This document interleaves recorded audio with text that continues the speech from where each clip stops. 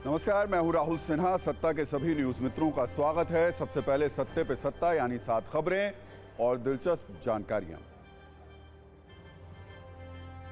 आज हम आपके, हमारे और अपने सभी न्यूज मित्रों के अधिकारों पर हो रहे उस अतिक्रमण की बात करेंगे जिसे किसान आंदोलन का नाम दिया जा रहा है। आज दिल्ली से पंजाब और हरियाणा बॉर्डर तक नियम, कानून और कायदों को हाईजैक करने की कोशिश की गई और इसकी सबसे बड़ी कीमत अगर किसी ने चुकाई तो वो है आम जनता। इसलिए आज हम सत्ता में आपके अधिकारों की बात करेंगे जिसे आंदोलन के नाम पर कुचलने की कोशिश की गई। वैसे आंदोलन के इस मौके में चौका मारने वाले नेता भी एक्टिव हो गए हैं। आज कांग्रेस के सांसद राहुल गांधी किसानों से यह वादा उन्होंने कर दिया कि अगर उनकी सरकार आई तो वो एमएसपी पर लीगल गारंटी देंगे और सरकार बनते ही इसे लागू कर दिया जाएगा। लेकिन आज सबसे पहले आपके लिए सत्ता का एक सरप्राइज है जिसमें हम वो वीडियो सबूत दिखाएंगे जिसमें बुर्के और पेट्रोल बम वाली महिला दंगाई हैं। जिस वीडियो के आधार पर हल्द्वानी की पुलिस इस दंगाई महिला ब्रिगेड को बहुत शिद्दत से तलाश रही है।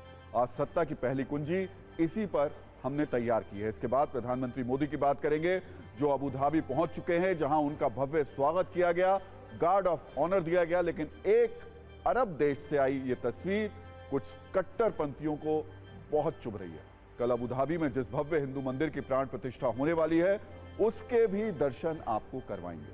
आज सत्ता में सूर्य नमस्कार पर शुरू हुई सियासी तकरार वाली खबर भी है। राजस्थान में सरकार के एक आदेश पर बवाल हो गया जिसमें उसने कल सभी स्कूलों में सूर्य नमस्कार कराए जाने की बात कही है। इसे लेकर कैसे राजस्थान में एक नया धर्म युद्ध शुरू हो गया ये भी देखेंगे। लेकिन पहले कुछ बड़ी खबरें देख लेते हैं। कल तक कांग्रेस के नेता रहे महाराष्ट्र के पूर्व सीएम अशोक चव्हाण आज बीजेपी में शामिल हो गए। उनके साथ कांग्रेस के पूर्व एमएलसी अमर राजूलकर ने भी बीजेपी ज्वाइन कर ली। डिप्टी सीएम देवेंद्र फडणवीस ने दोनों को पार्टी की सदस्यता दिलाई और अरविंद केजरीवाल ने दिल्ली में कांग्रेस को एक बड़ा झटका दिया है।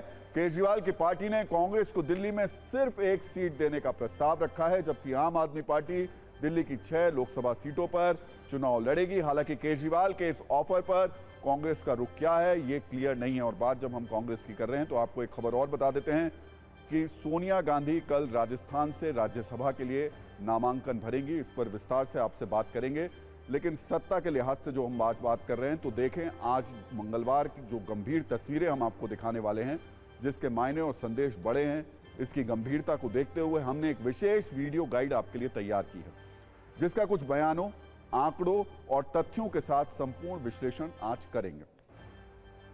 पहली तस्वीर आम जनता को परेशान करने वाली है क्योंकि इसमें आम जनता के लोकतांत्रिक अधिकारों पर अचानक अतिक्रमण वाला भाव दिख रहा है। पंजाब से बड़ी संख्या में किसान दिल्ली कूच को तैयार हैं। पंजाब हरियाणा के बॉर्डर पर बड़ी संख्या में प्रदर्शनकारी जुटे हुए हैं। शंभू बॉर्डर पर बैरिकेडिंग की गई है। आज वहां हंगामा भी देखने को मिला। लेकिन सबसे ज्यादा गंभीर बात यह कि कई रास्ते बंद रहे, घंटों तक आम लोग ट्रैफिक में फंसे रहे। इसका असर दिल्ली तक है। दिल्ली के आसपास के बॉर्डर पर किसानों को रोकने के लिए विशेष इंतजाम किए गए। इस खबर का विश्लेषण आज आपके अधिकारों के लेंस से हम करेंगे। दूसरी तस्वीर प्रधानमंत्री नरेंद्र मोदी के ग्लोबल सम्मान वाली सत्ता की है।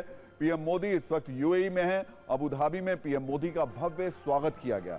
यूएई के राष्ट्रपति शेख मोहम्मद बिन जायद अल नहयान ने खुद पीएम मोदी की आगवानी की। कल पीएम मोदी यहां एक विशाल मंदिर का उद्घाटन करेंगे। कैसे अरब देशों में मोदी मोदी हो रहा है, कुछ तस्वीरों के साथ ये भी आपको बताएंगे। लेकिन सत्ता में पहले हल्द्वानी की बुर्के वाली महिला दंगाइयों को डिकोड करने की कोशिश करते हैं जिसका वीडियो सबूत भी हमारे पास है। ये वो तस्वीर है जिसने सनसनी फैला दी है। 30 सेकंड के इस वीडियो में आपको फ्रेम में कम से कम 15 से 16 आक्रोशित महिलाएं दिखाई दे रही होंगी। कुछ महिलाएं बुर्के में हैं। कुछ महिलाओं का गुस्सा इतना ज्यादा है कि वो पुलिस वालों पर चिल्ला रही हैं, पुलिस वालों से बहस कर रही हैं, पुलिस वालों को अवैध निर्माण पर कार्रवाई करने से रोक रही हैं। ये विरोध, ये बहस जो आप वीडियो में देख रहे हैं, इसकी गंभीरता इससे कहीं ज्यादा है। ये चिंता बहुत बड़ी है क्योंकि पुलिस सूत्रों के हवाले से जो जानकारी सामने आई है, इन बुर्के वाली महिलाओं को लेकर जो कहा गया है उसके बारे में जानकर आप भी चौंक जाएंगे। पहले विरोध, बहस और धक्का मुक्की से भरा ये वीडियो देखिए। इसके बाद हमने इस पर जो वीडियो गाइड तैयार की है उसे देखिएगा। आज हल्द्वानी की महिला दंगाबाज एक्सपोज होंगी।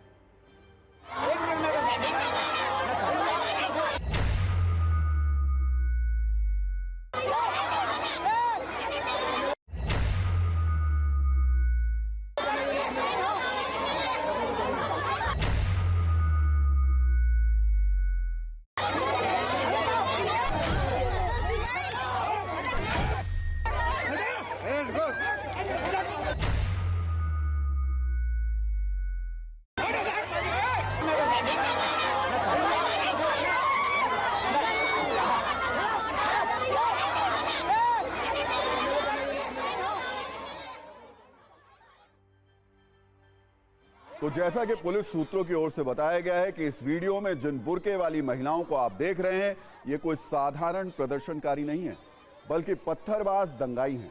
दावा है कि 8 फरवरी को हल्द्वानी में पुलिस पर पेट्रोल बम और पत्थर फेंके गए थे। उसमें मास्टरमाइंड अब्दुल मलिक की महिला ब्रिगेड शामिल थी। आपने तस्वीरों में भी देखा होगा कि 8 फरवरी को भीड़ में से बड़ी संख्या में दंगाई छिपकर गलियों से, छतों से पेट्रोल बम फेंक रहे थे, लेकिन अब्दुल की बुर्का ब्रिगेड सामने से हमला कर रही थी। बुर्के वाली महिलाओं की खूनी हिमाकत का एक छोटा सा हिस्सा इस वीडियो में भी आप देख सकते हैं।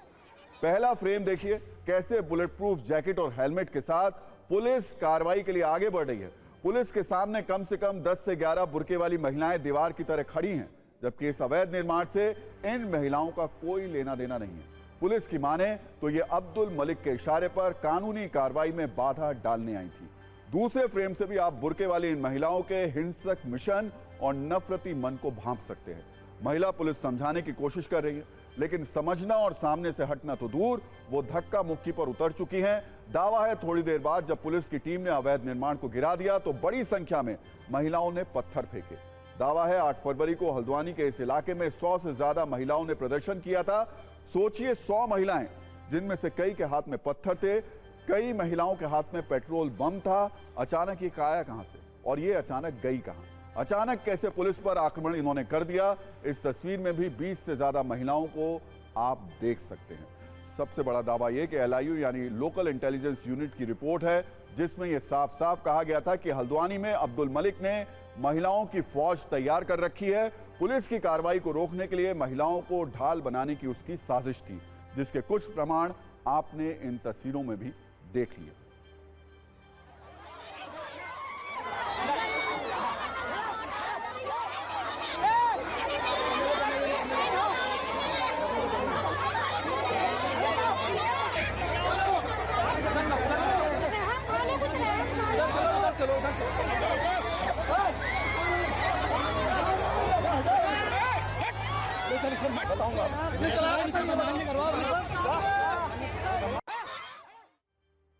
और अब हल्द्वानी में हिंसा फैलाने वाली एक एक महिला दंगाबाज पुलिस की नजरों में है।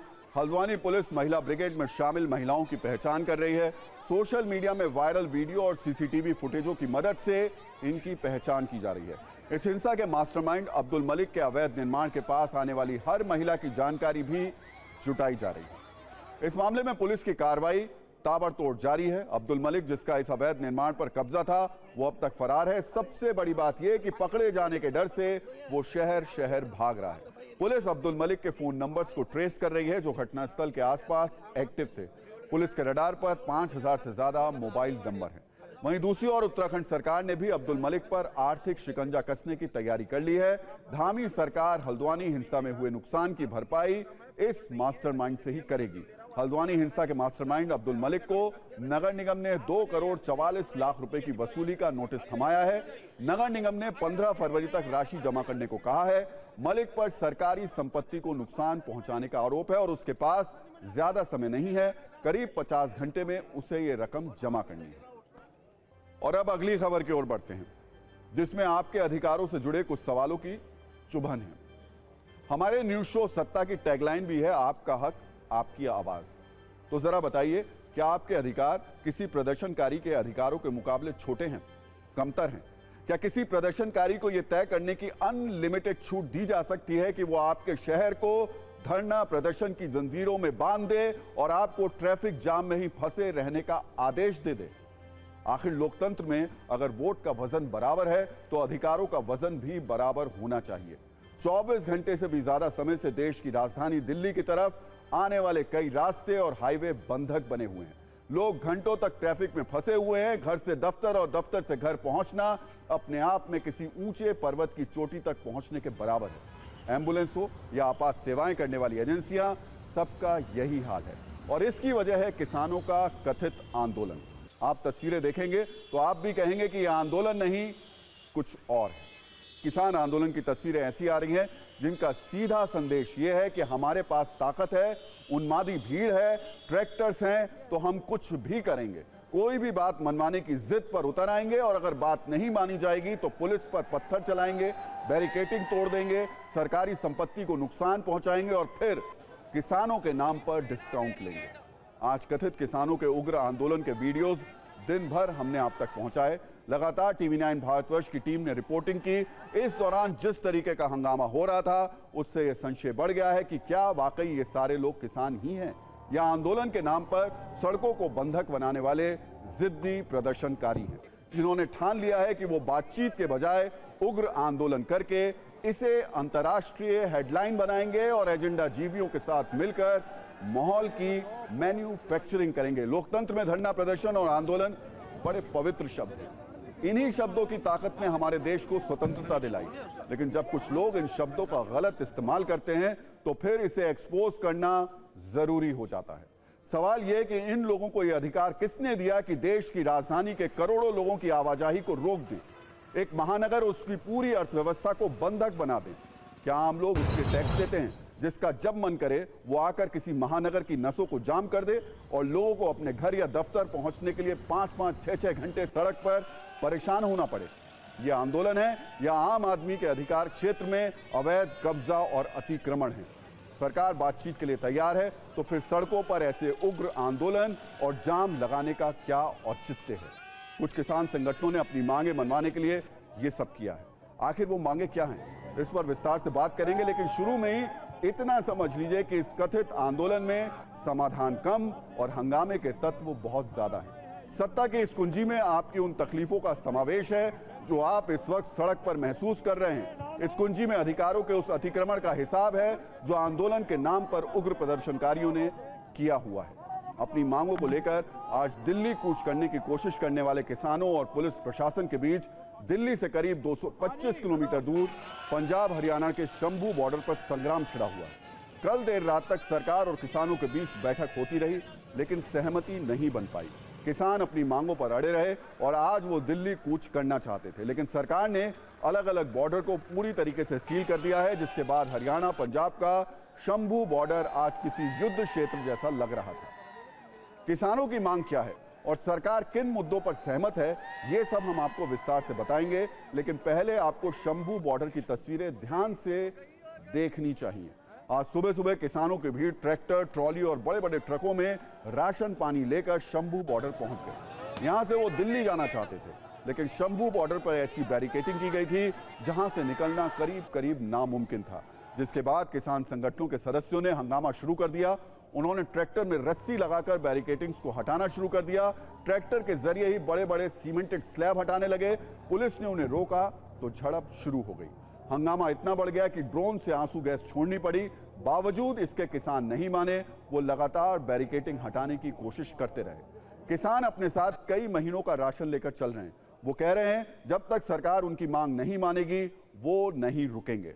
शंभू बॉर्डर पर आज क्या हुआ, उस पर हमने एक छोटी सी न्यूज रील तैयार की है। इसे देखिए और खुद से ये सवाल पूछिए कि इन लोगों के ये अधिकार किसने दिए।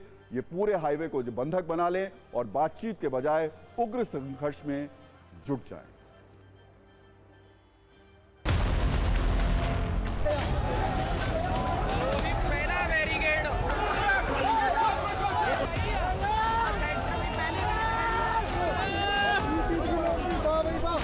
ट्रैक्टर लेकर किसान आगे बढ़े हैं।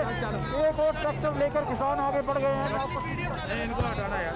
शंभू बॉर्डर पर सीमेंटेड जो भारी भरकम बैरिकेड लगाए गए हैं, उनको बाहर फेंकने का ये प्रयास है।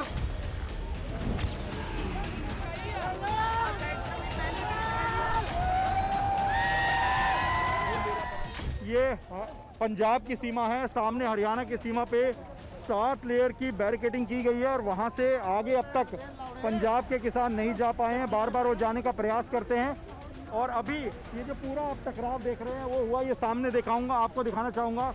एक पीले रंग का जेसीबी मशीन नुमा ट्रैक्टर था जिसको लेकर किसान आगे बढ़ रहे थे।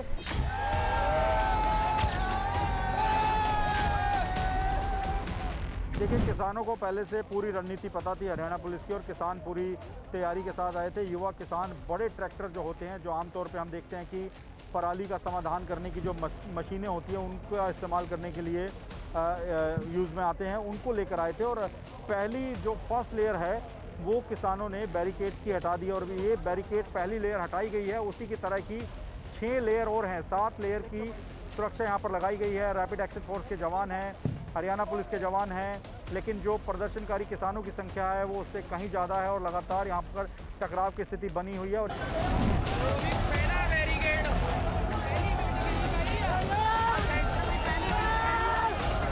ये है कि अभी नौजवानों ने इनकी एक लेयर जो है वो पट्टी है जो इन्होंने लगाई हुई थी उसको उखाड़ कर ले गए, एक बैरिकेड को ले गए हैं हमारे नौजवान, और बाकी सब भी जो है उसको भी उखाड़ के सबको ले जाएंगे।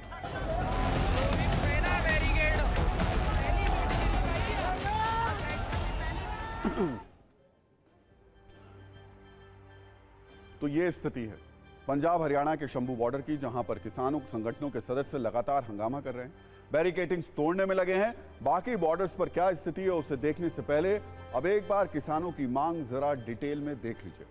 किसानों की सबसे बड़ी मांग है कि न्यूनतम समर्थन मूल्य यानी एमएसपी कानून की गारंटी मिले। डॉक्टर स्वामीनाथन आयोग की रिपोर्ट को सरकार तुरंत लागू करे। किसानों पर जो कर्ज है उसे पूरी तरीके से माफ कर दिया जाए। भूमि अधिग्रहण कानून 2013 को फिर से लागू किया जाए। लखीमपुर खीरी हत्या मामले में अजय मिश्रा को कैबिनेट से बर्खास्त किया जाए और गिरफ्तार किया जाए। आशीष मिश्रा की जमानत रद्द की जाए। भारत WTO से बाहर निकले, मुक्त व्यापार समझौता खत्म किया जाए। किसानों के ऊपर जितने मुकदमे हैं सभी को खत्म किया जाए।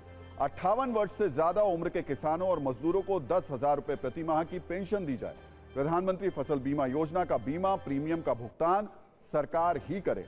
मनरेगा में हर वर्ष 200 दिन का काम मिले, 700 रुपए दिहाड़ी मिले। किसान आंदोलन के दौरान जिनकी मृत्यु हुई उनके परिवार वालों को सरकारी नौकरी मिले। नकली बीज, कीटनाशक और दवाइयां बनाने वालों के खिलाफ कड़े कानून बने। संविधान की 5वीं सूची लागू हो। आदिवासियों की जमीन की लूट बंद हो। मसालों की खरीद के लिए एक आयोग का गठन हो। बिजली संशोधन विधेयक 2020 को रद्द किया जाए। यानी करीब करीब 15 मांगे हैं जिसे लेकर किसान संगठन दिल्ली कूच करना चाहते हैं। सरकार कह रही है कि हम ज्यादातर मांगों पर सहमत हैं, लेकिन इन बातों को आधिकारिक प्रक्रिया के जरिए ही लागू किया जा सकता है। अभी तक जिन मुद्दों पर सहमति बनी है उसके मुताबिक किसान चाहते हैं कि एमएसपी गारंटी कानून बने। सरकार कह रही है किसानों और कृषि मंत्री की हाई पावर कमेटी बना देते हैं। किसान चाहते हैं स्वामीनाथन आयोग की रिपोर्ट तुरंत लागू हो। सरकार इसके लिए भी हाई पावर कमेटी बनाने के लिए तैयार है। किसान चाहते हैं कि कर्ज माफी हो। सरकार कह रही है कि कोऑपरेटिव सोसाइटियों का कर्ज तुरंत माफ होगा। बैंकों का कर्ज प्रोसेस के जरिए बात होगी। किसान चाहते हैं कि लखीमपुर खीरी में मारे गए किसानों को मुआवजा मिले। सरकार तैयार है। किसान कह रहे हैं कि केस वापस हो। सरकार तैयार है। ज्यादातर मांगों पर सरकार सहमत दिखाई दे रही है, लेकिन कुछ मांगों पर सरकार प्रक्रिया के तहत आगे बढ़ना चाहती है। हालांकि किसान तुरंत मांग पूरी करने पर अड़े हुए हैं और यही सबसे बड़ी समस्या है। अब सवाल यह है कि सरकार जब ज्यादातर मांगों को मानने के लिए तैयार है तो किसान अड़े क्यों हुए हैं? क्या अपनी मांगों को मनवाने के लिए किसी सड़क को बंधक बनाना ठीक है? क्या अपनी मांगों के लिए दूसरों के मौलिक अधिकारों को कुचल देना आंदोलन है?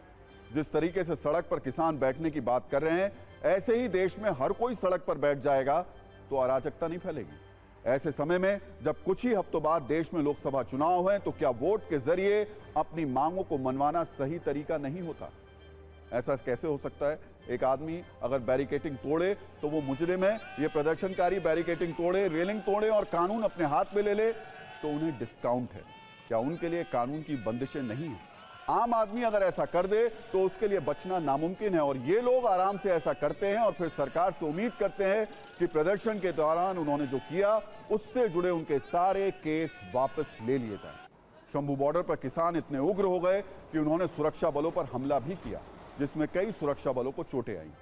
आप सोचिए, किसानों के दिल्ली कूच के कारण चारों तरफ की सीमाएं सील हैं।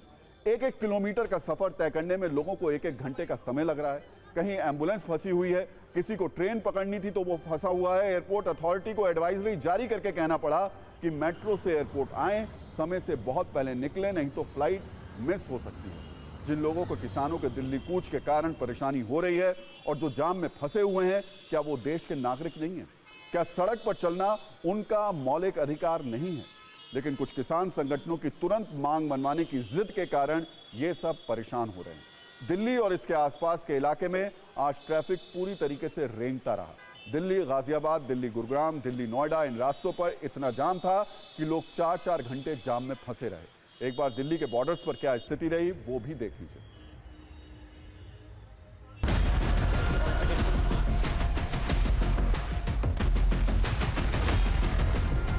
बॉर्डर पर और ज़्यादा बैरिकेडिंग लगाने की शुरुआत हो चुकी है। हम आपको सिंगू बॉर्डर की तस्वीरें दिखा रहे हैं। आप देख सकते हैं कि इतने सारी सीमेंट की ब्लॉकिंग लगाई गई थी यहाँ पर, लेकिन उसके बावजूद अब और ज़्यादा अवरोध लगाए जा रहे हैं। क्रेन के जरिए ये बड़े बड़े सीमेंट के जो ब्लॉकिंग है उसको रखा जा रहा है यहाँ पर।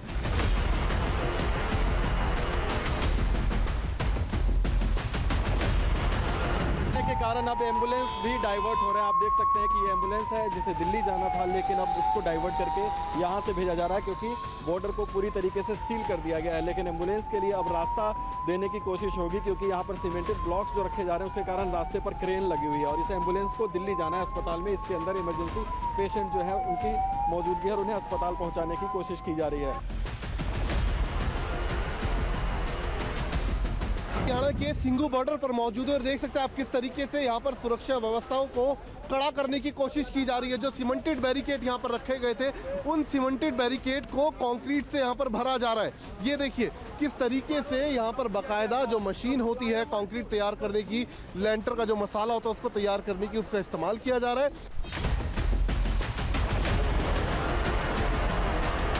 बहुत बड़ी प्रॉब्लम है, हर बार की प्रॉब्लम है। इलेक्शन आते हैं और ये सारी चीज़ें शुरू हो जाती हैं। देर से फंसे हुए ऑलमोस्ट हाफ एन आवर जी, आधा घंटा हो चुका है। गाड़ी तक से मस नहीं हुई अभी तक।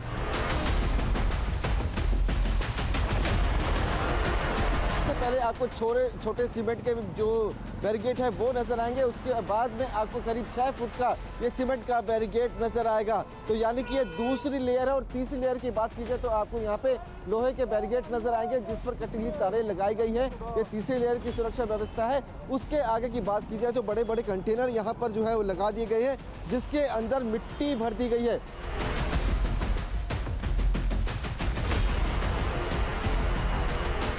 मटेरियल नहीं आ पा रहे हैं, मटेरियल जा नहीं पा रहे हैं, कोई शिपमेंट नहीं आ पा रही है, शिपमेंट नहीं जा पा रही हैं। किसान भाइयों से प्रार्थना है कि आप अपना आंदोलन रखें, आप अपनी मांगे रखें। हम आपके विरोधी नहीं हैं, लेकिन आप डेस्टिनेशन बहादुरगढ़ को ना बनाएं।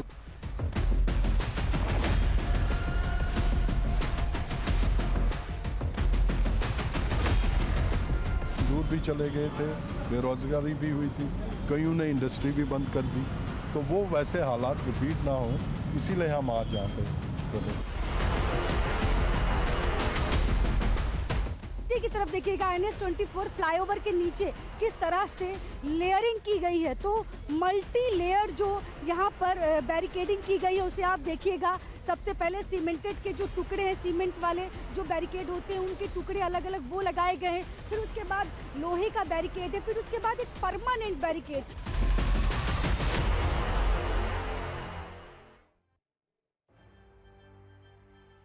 अब जब सरकार और किसान संगठन आमने सामने हैं तो विपक्षी दल किसानों के साथ खड़े हो गए हैं। कांग्रेस ने आज ऐलान कर दिया कि वो स्वामीनाथन कमेटी की रिपोर्ट के मुताबिक किसानों को एमएसपी कानून बनाकर उचित मूल्य की गारंटी देगी। राहुल गांधी ने यह भी कहा कि अगर इंडिया की सरकार आएगी तो एमएसपी की गारंटी देंगे। अखिलेश यादव से लेकर ममता बनर्जी और अरविंद केजरीवाल तक इंडिया गठबंधन का हर बड़ा नेता किसानों की मांगों के समर्थन में है। वो बयान भी दे रहे हैं और आंदोलन के लिए हर संभव मदद का भरोसा भी दे रहे हैं। कौन क्या कह रहा है, इस पर एक छोटी सी न्यूज रील देखिए, फिर आगे बढ़ेंगे।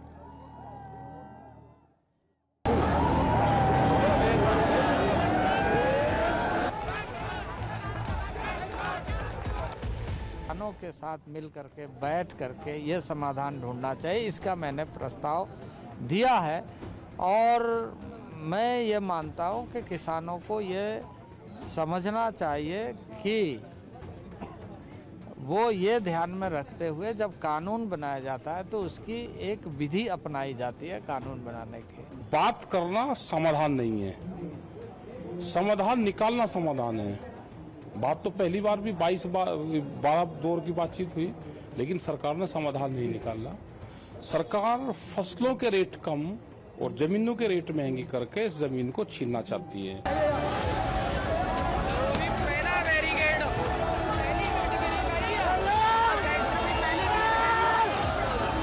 जब नए मुद्दे जुड़ते जाएंगे तो ये स्वाभाविक है कि उसमें थोड़ा और समय भी चाहिए।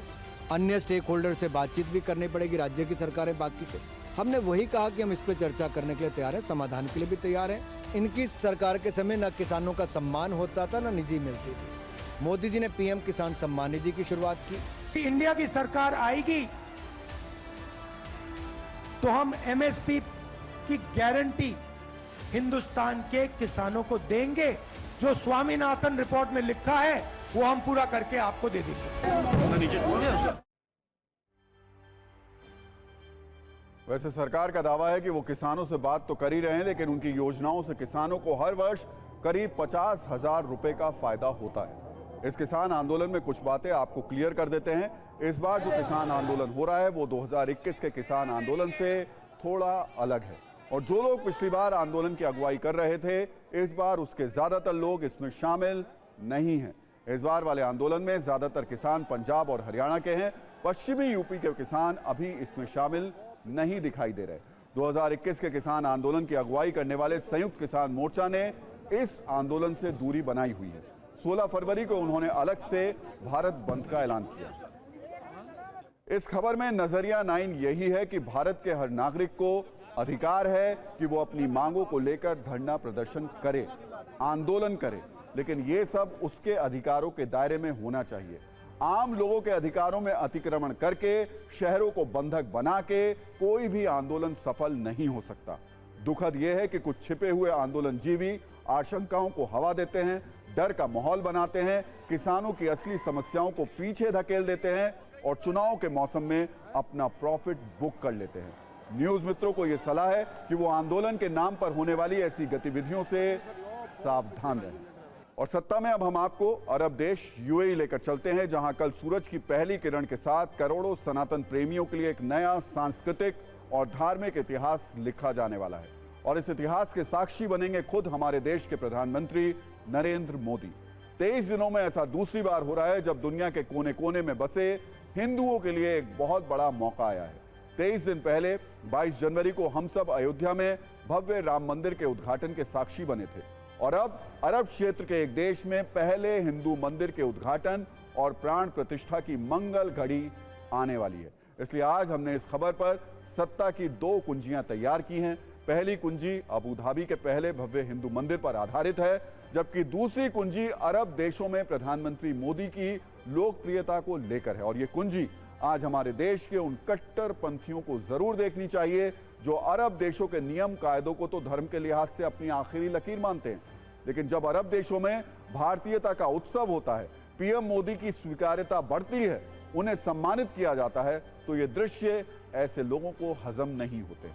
तो सबसे पहले हम अबू धाबी के उस मंदिर की बात करते हैं जिसकी कल सुबह 6 बजे विधि विधान और मंत्रोच्चार के साथ प्राण प्रतिष्ठा होगी, और ये सब उस वक्त होगा जब भारत के पीएम नरेंद्र मोदी खुद अबू धाबी में मौजूद रहेंगे।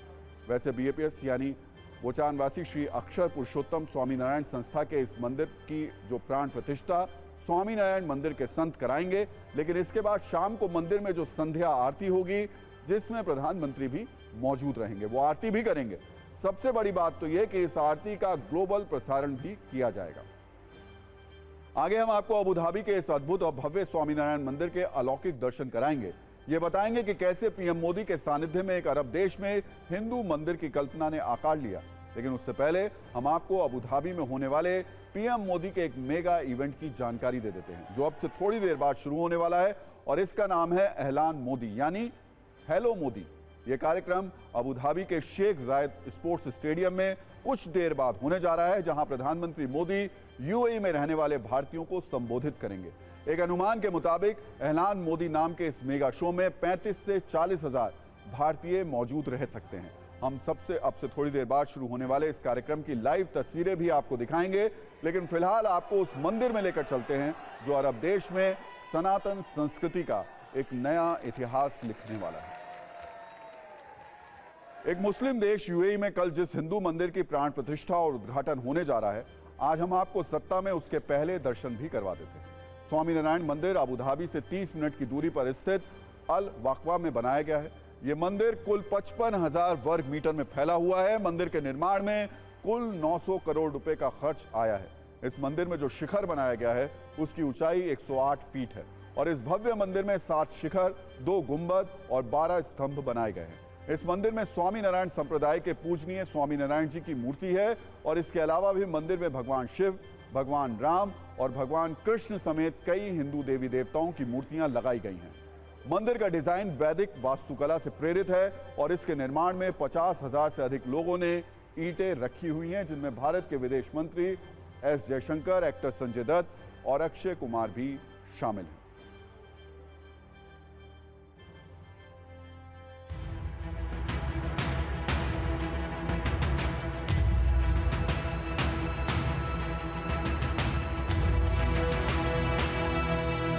अबू धाबी की सरजमी पर ये दिख रहा मंदिर भारत की कूटनीति के एक बहुत बड़ी विजय के रूप में देखा जा रहा है और इसके उद्घाटन और प्राण प्रतिष्ठा के मौके पर देश के प्रधानमंत्री यानी नरेंद्र मोदी 14 तारीख को आएंगे और इस मंदिर में प्राण प्रतिष्ठा होगी और उसके बाद दर्शन के लिए 18 फरवरी से इसके दरवाजे, जो अभी आपको क्रॉस का निशान लगा नजर आ रहा है, उसको खोल दिया जाएगा।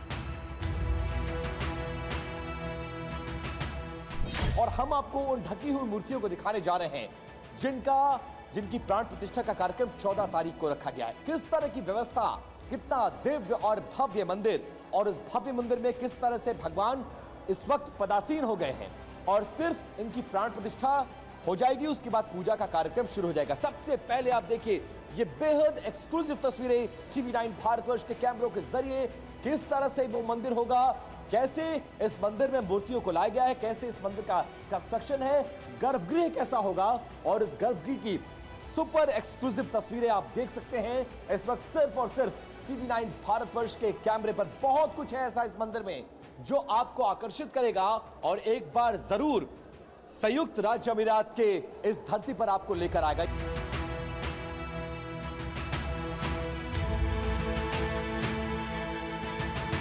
मंदिर के ऊपर इन शिखरों को देखिए, ये 7 शिखर नजर आएंगे। इसमें भगवान राधा कृष्ण, भगवान राम है और उनका पूरा परिवार यानी माता सीता, लक्ष्मण जी, हनुमान जी, भगवान शिव समेत इस तरह से 9 लगभग देवी देवता और उनके परिवार हैं जिसके मूर्तियां यहाँ पर स्थापित की गई हैं और ये 7 शिखर नजर आएंगे। भावना ही कह सकते हैं आप। अगर आप किसी को प्यार देंगे तो प्यार मिलेगा, आप किसी के साथ पे कूटनीति करेंगे तो कूटनीति मिलने वाली है। अमीराती सरकार जो प्यार दे रही है वो प्यार मिला है तो प्यार दे रही है। और मोदी जी एक बहुत विद्वान, बहुत ही अलग से आदमी हैं, उन्होंने लोगों का दिल जीता है।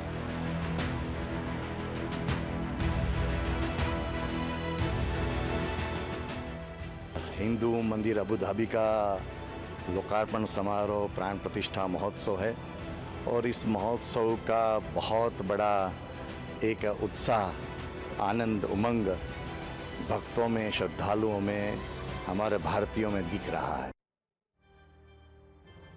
तो कल का दिन अबू धाबी के हिसाब से महत्वपूर्ण हो जाता है क्योंकि वहां पहला हिंदू मंदिर, उसकी प्राण प्रतिष्ठा होगी, लेकिन उसके बाद प्रधानमंत्री वहां से कतर जाएंगे और अरब देशों में प्रधानमंत्री की स्वीकार्यता कैसे बढ़ रही है वो तस्वीरें वहां से आएंगी। लेकिन इस सबके बीच में सत्ता में आज का टाइम खत्म हो गया। सभी न्यूज़ मित्रों से हमारी न्यूज़ रिक्वेस्ट है कि वो सत्ता की न्यूज़ रील्स को ज़्यादा से ज़्यादा शेयर करें और अपने सुझाव हमें व्हाट्सएप जरूर करें।